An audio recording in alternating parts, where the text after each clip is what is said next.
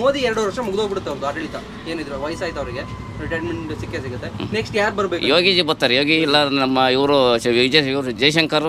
Okay, ಇವರು ಯೋಗಿ ಅವ್ರು ಬಂದ್ರೆ ಇದು ಮೋದಿ ತರನೇ ಆಡಳಿತ ಕೊಡ್ತಾರೆ 100ಕ್ಕೆ 100. ಓಕೆ, ಚೆನ್ನಾಗಿ ಮಾಡ್ತಾರೆ. ಅದರಲ್ಲಿ ಎರಡು ಮಾತೇ ಇಲ್ಲ. UP ಇಲ್ಲ ನಡೆಸಿಲ್ವ UPನ. ಸರ್ ಏನೇನೆಲ್ಲ ಬದಲಾವಣೆ ಆಗ್ಬೇಕು ಸರ್ ಇಲ್ಲಿ? ಆಗ್ಬೇಕು, ಎಲ್ಲ ಒಂದೇ ಸಮಾನ ನೋಡ್ಬೇಕು ಜನಗಳನ್ನ. ಜಾತೀಯತೆ ಮಾಡ್ತಾರೆ ಕಾಂಗ್ರೆಸ್ ಅವ್ರು, ಬರೀ ಮುಸ್ಲಿಮ್ಸಿಗೆ ಕೊಡೋದು ಅದು ಇದು ಎಲ್ಲ ಭಾಗ್ಯಗಳಲ್ಲವ.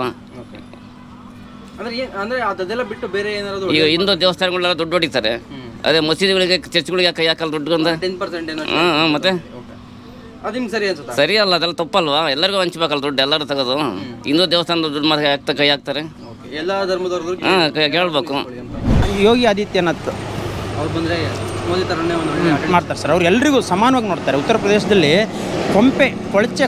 ಕೊಂಪೆ ಆಗಿದ್ದನ್ನು ಎಲ್ಲರನ್ನೂ ಮುಸ್ಲಿಮ್ ಆಗಲಿ ಹಿಂದೂ ಅಂತ ಅವ್ರು ಯಾರಿಗೂ ಭೇದ ಭಾವ ಮಾಡಿಲ್ಲ. ಸುಮ್ಮನೆ ಹೇಳಬಾರ್ದು, ಎಲ್ಲರಿಗೂ ಮಾಡಿಕೊಟ್ಟಿದ್ದಾರೆ, ಎಲ್ಲರಿಗೂ ಇದು ಮಾಡಿ. ಅವ್ರು ಬಂದರೆ ದೇಶನ ಎಲ್ಲ ಒಂದೇ ಥರದಲ್ಲಿ ನೋಡಿ ಮಾಡ್ತಾರೆ ಸರ್, ಗ್ಯಾರಂಟಿ. ಯೋಗಿ ಆದಿತ್ಯನಾಥ್ ಅವ್ರು ಬರ್ಬೇಕು ನೆಕ್ಸ್ಟ್. ಯಂಗ್ ಲೀಡರ್ಸ್ ಇರ್ಬೇಕು ಯಾರಾದರೂ, ಲೈಕ್ ನಮ್ಮಲ್ಲಿ ಯೂತ್, ಲೈಕ್ ತೇಜಸ್ವಿ ಸೂರ್ಯ ಇದ್ದಾರಲ್ಲ, ಆ ಥರ ಯಾರೋ ಯೂತ್ ಇದ್ದರೆ ಅವರು ಕಂಟ್ರೋಲ್ ತೊಗೊಂಬರ್ಬೋದು ಅಂತ, ಬೆಸ್ಟ್ ಮಾಡಬೇಕು ಅಂತ. ಅದಾದಮೇಲೆ ಯೋಗಿ ಆದಿತ್ಯನಾಥ್ ಬಂದರೆ ಒಳ್ಳೆಯದು. ಓಕೆ, ಅಂದರೆ ಏನು ಬದಲಾವಣೆ ಆಗ್ಬೋದು ಅವ್ರು ಬಂದರೆ? ಏನು ಬದಲಾವಣೆ ಆಗಲ್ಲ, ಒಂದು ಸ್ವಲ್ಪ ಸ್ಟ್ರಿಕ್ಟ್ ಇರ್ತದೆ ಅಷ್ಟೇ ಅಡ್ಮಿನಿಸ್ಟ್ರೇಷನ್ನು, ಮತ್ತೇನಿಲ್ಲ. ಮತ್ತು ಲಾ ಆ್ಯಂಡ್ ಆರ್ಡ್ರ್ ಎಲ್ಲ ಮೇಂಟೈನ್ ಚೆನ್ನಾಗಿ ಮಾಡ್ತಾಯಿದ್ದಾರೆ.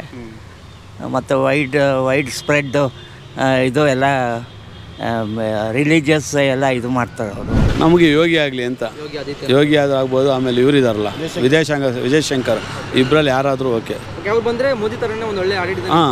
ಇನ್ನೂ ಬೆಟರ್ ಕೊಡ್ಬೋದು, ಇಲ್ಲ ಸ್ವಲ್ಪ ಕಮ್ಮಿನೂ ಆಗ್ಬೋದು. ಒಟ್ಟಲ್ಲಿ ಅವರಿದ್ರೆ ಸರ್ ಏನೇನೆಲ್ಲ ಬದಲಾವಣೆ ಆಗ್ಬೇಕು ಸರ್ ಇವಾಗ ಇರೋ ಒಂದು ಇದನ್ನು ನೋಡಿದ್ರೆ? ಸರ್ ತುಂಬಾ ಆಗ್ಬೇಕು ಬದಲಾವಣೆ. ಇರೋದೆಲ್ಲ ಒಂದೊಂದಂಗೆ ಮಾಡ್ತಾ ಇದ್ದಾರೆ ಅವರು. ಟೈಮ್ ಬೇಕು, ಯಾರಿಗೇ ಆಗಲಿ ಟೈಮ್ ಬೇಕು, ಒಂದೊಂದಾಗಿ ಆಗ್ತಾಯಿದೆ. ಆಗಲಿ, ನಿಧಾನಕ್ಕಾಗಲಿ ಅಂತ ಅಷ್ಟೇ. ಯಾಕಂದ್ರೆ ಇಷ್ಟು ವರ್ಷ 70 ವರ್ಷನೇ ತಡೆದಿದ್ದೀವಿ, ಇನ್ನೂ ಇದು ಆಗಕ್ಕೆ ಟೈಮ್ ಬೇಕು. ಆಗಲಿ, ಇರೋದ್ರಲ್ಲಿ ಪರವಾಗಿಲ್ಲ, ಅವೆಲ್ಲ ಸ್ವಲ್ಪ ಧೈರ್ಯ ನಿಂತ್ಕೊಂಡು ಮಾತಾಡ್ತಾ ಇದ್ದಾರೆ, ಇಲ್ಲಾಂದ್ರೆ ಯಾರು ಮಾತಾಡ್ತಾನೆ ಇರಲಿಲ್ಲ. ಯೋಗಿ ಆದಿತ್ಯನಾಥ್ ಬುಲ್ಡೋಸರ್ ಬಾಬಾ ಅಂತಾನೆ ಫೇಮಸ್ ಆಗಿದ್ದಾರೆ, ಅವ್ರು ಬರ್ಬೇಕು ಸರ್.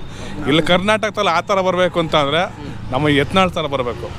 ಬಸವನಗೌಡ ಪಾಠ ಯತ್ನಾಳು ಅವ್ರು ಒಳ್ಳೇದಾಗ್ಬೋದು ಅವ್ರು ಬಂದರೆ ಅಂತ ಸರ್. ಮೇನ್ ಹಿಂದುತ್ವ ಉಳಿಬೇಕು ಸರ್, ನಮಗೆ ಒಳ್ಳೇದಾಗುತ್ತೆ. ಮೇನ್ ಹಿಂದುತ್ವ ಉಳಿಬೇಕು.